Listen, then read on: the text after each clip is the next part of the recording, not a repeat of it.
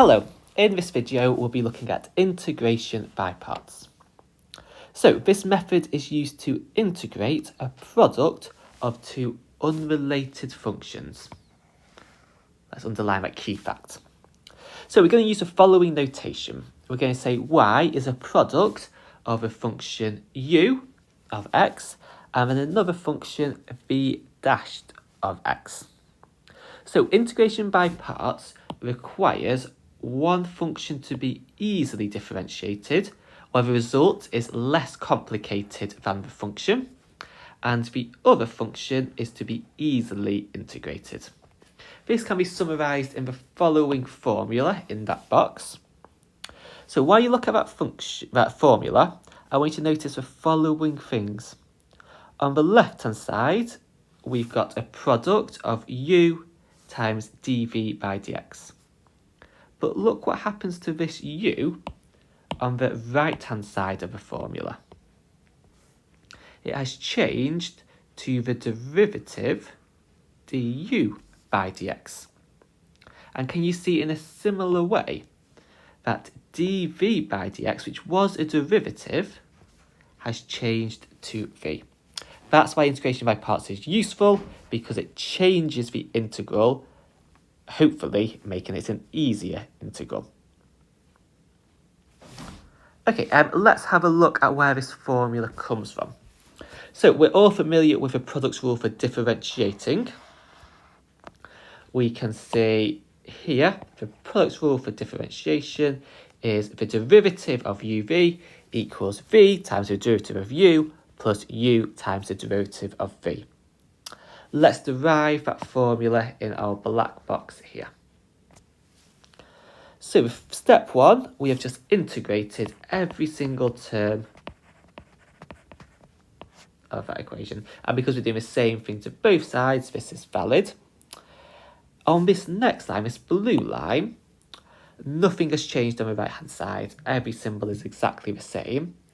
But here, we have used the following property.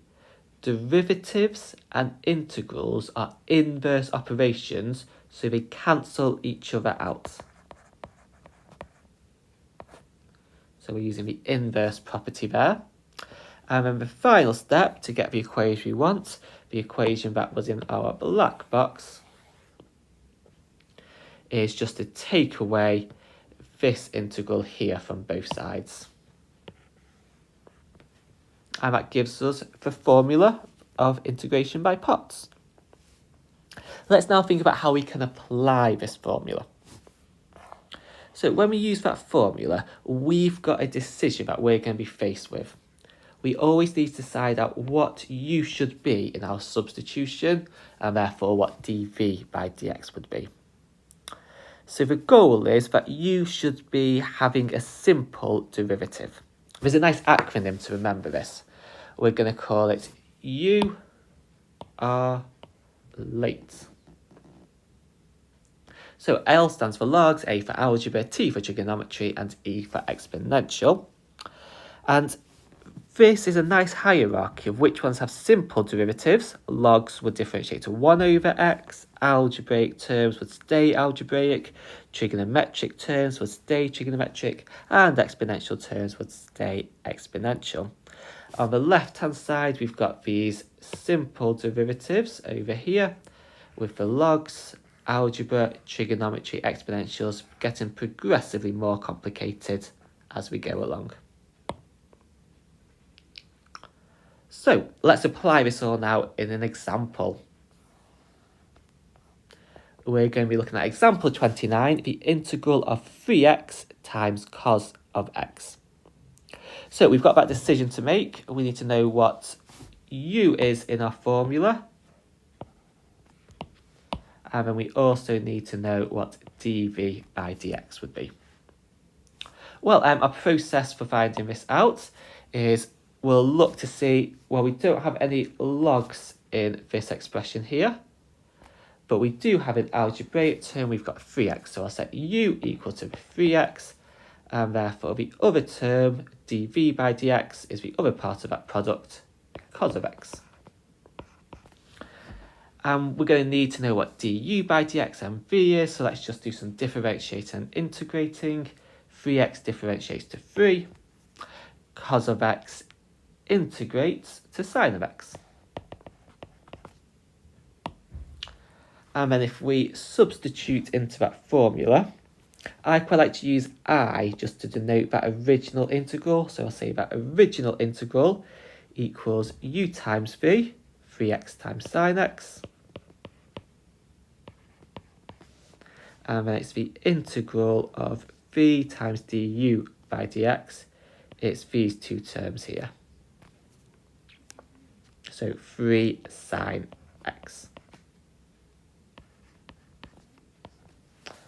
And we can see this second integral is much more computable than the original integral in the question. In fact, we can just write it down. Our answer would be 3x sine x. And then take away, well, sine integrates to negative cos. So 3 sine x will integrate to negative 3 cos x. And let's just tidy up. We've got a double negative there. We can write it as 3x sine x plus 3 cos x plus c. Lovely, and that's our first example of integration by parts. Let's keep on going with the examples. So for each example, I've just written out the formula in black, and then every time we're going to be doing this 4 terms, what's u, what's dv by dx, and so on. So I've got an example, I've got 2 functions. I've got an algebraic term of 4x and an exponential term of e to the minus 3x. How am I going to decide what u is? Well, let's use that acronym. We don't have any logarithmic terms. Again, we've got an algebraic term. So I'm going to set u equal to 4x, and therefore the other part of the product must be dv by dx. We'll do some standard differentiating. 4x differentiates to x. Some standard integrating. E to the minus 3x integrates to minus 1/3 e to the minus 3x. And then we'll substitute in the formula. Again, I'm going to use I to represent the original integral. And I'll get u times v. So that's these two. 4x times minus 1/3 e to the x, or minus 4/3 e to the minus 3x. And then take away the integral of these two. So that would be minus 1/3 x e to the minus 3x. But instead of having that minus inside, I can take minus times a minus makes a positive, and erase that minus there. Oh, I'm noticing I've made a really important mistake here. Apologies. This should be a 4. Of course, the derivative of 4x is 4. And then following through that mistake, I think I'm going to need to start again here. So let's just check. U times v, yep, that's still correct. But then we're taking away the integral of v times du by dx. So that would be minus 1/3 e to the minus 3x times 4. And then let's just tidy that all up. 4 times 1/3 would be 4/3, and minus and a minus make a positive. Second time lucky, we've got that correct now. And again, can you notice how that second integral is a lot more easier to integrate? In fact, I think we can just write it down. This stays the same, minus 4/3 e to the minus 3x. And then plus, well, the integral of an exponential derived by the derivative of the power.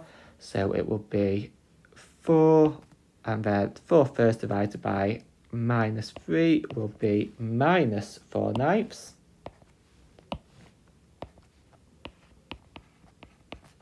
E to minus 3x plus c. Lovely. Hope you begin to get a sense of the structure now for each question. We write what u is, dv by dx, substitute into a formula carefully, and we should have a nice integral at the end.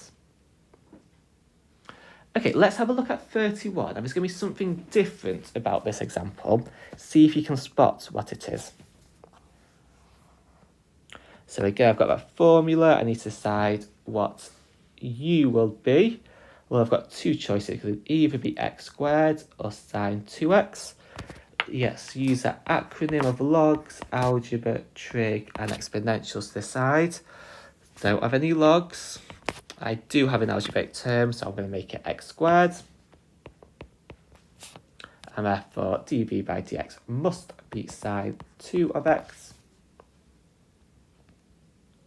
So then, let's do some differentiation. Hope you get it right this time. X squared differentiates to 2x.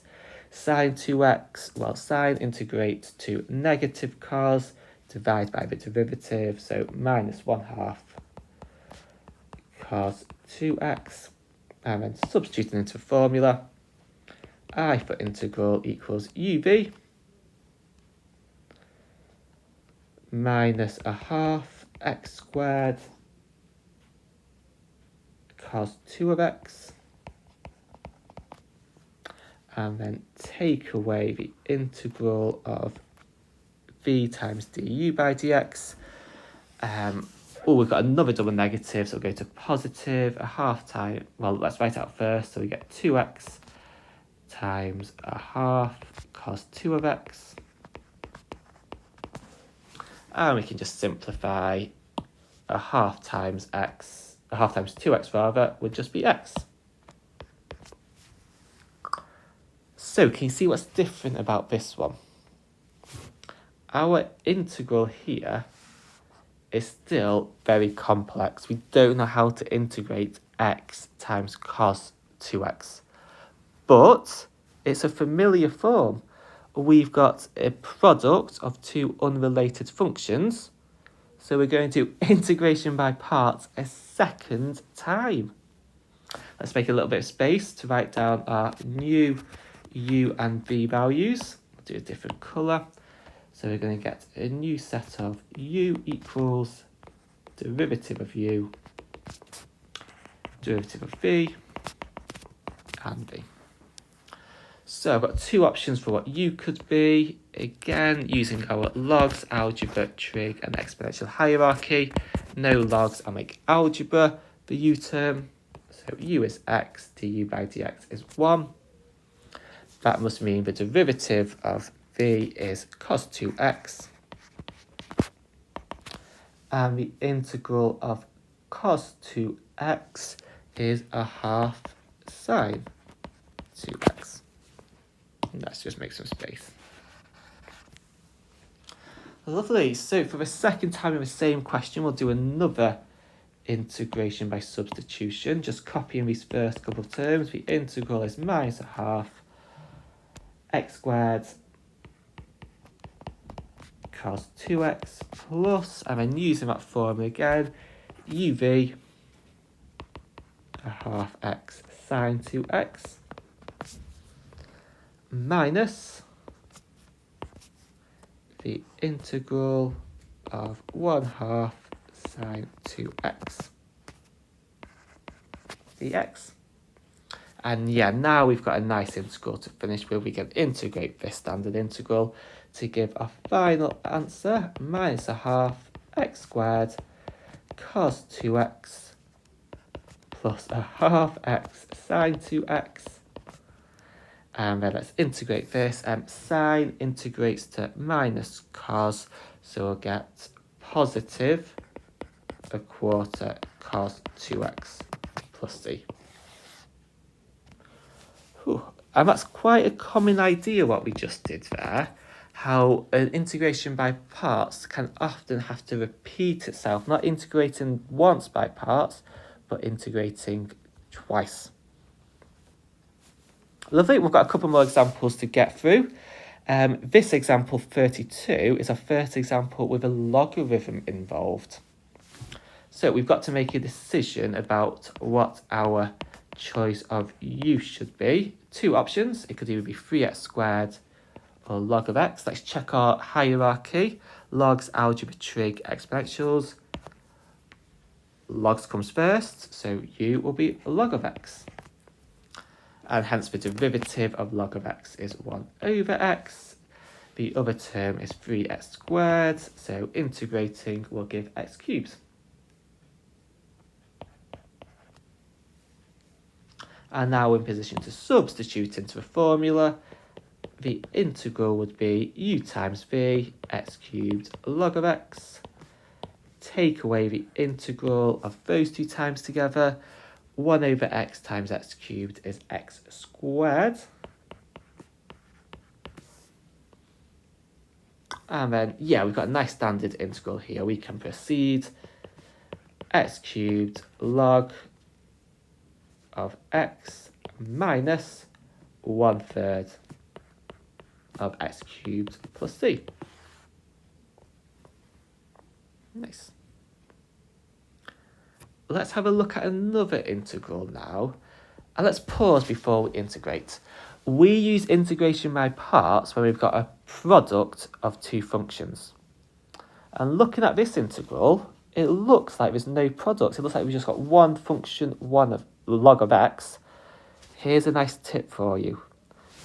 Let's instead think of it as an integral of 1 times log of x.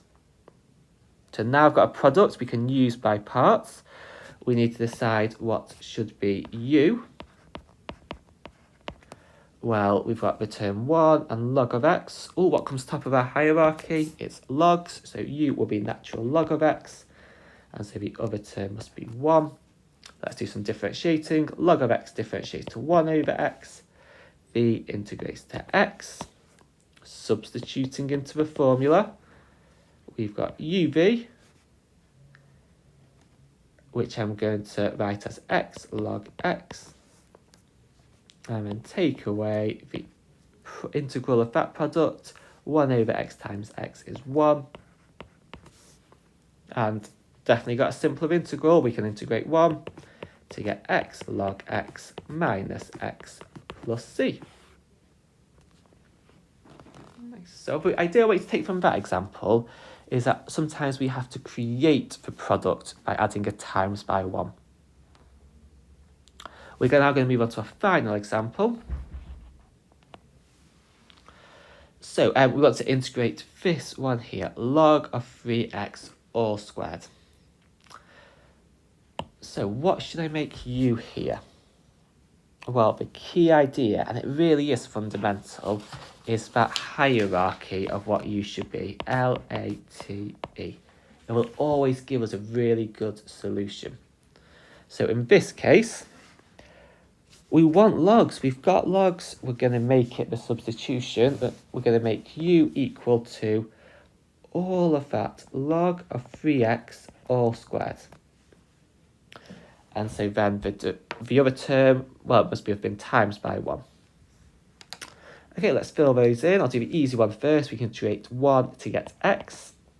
And then I'm just thinking I might need a bit more space here. So I'll move that across. 1 integrates to x. So we've got a chain rule to differentiate this. Take away 1 from the power, so we'll have 2 times log of 3x, now just to the power of 1, and then times by the derivative of the internal function. The derivative of log of 3x would be 3 over 3x. And we can tidy that up to give, making a bit more space. I'm just noticing in this fraction, 3 over 3 cancels, we'd get 2 over x log 3x. Okay, so now we're ready to substitute in. The integral equals u times v. So it would be x brackets log 3 of x all squared. Take away the integral of these two. So it would be the integral of, well, those x's would cancel. So it would be 2 log 3 of x.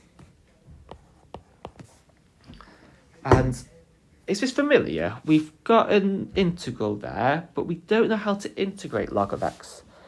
So for the second time, we're going to use integration by parts on this integral here. Let's make some space. So we need to say what u is, what du by dx is, dv by dx, and v. Well, I think we're realising by now, if there's a log, it's going to be u, so log of 3 of x will be u, and therefore the other part of that product is 2. 2 integrates to 2x, log of 3x differentiates to 3 over 3x, which is the same as 1 over x. So let's substitute into the integration by parts formula again. We will get x log 3 of x all squared, take away u times v, so that's 2x log 3 of x, and then minus the integral of these two times together. 1 over x times 2 of x is just 2 dx. And now we've got a nice integral to do. So this will be x log 3x all squared minus 2x log 3x. And just taking care, I've got a double negative, so it's positive. The integral of 2 being 2x, and plus a constant of integration. So that concludes our first video on integration by parts.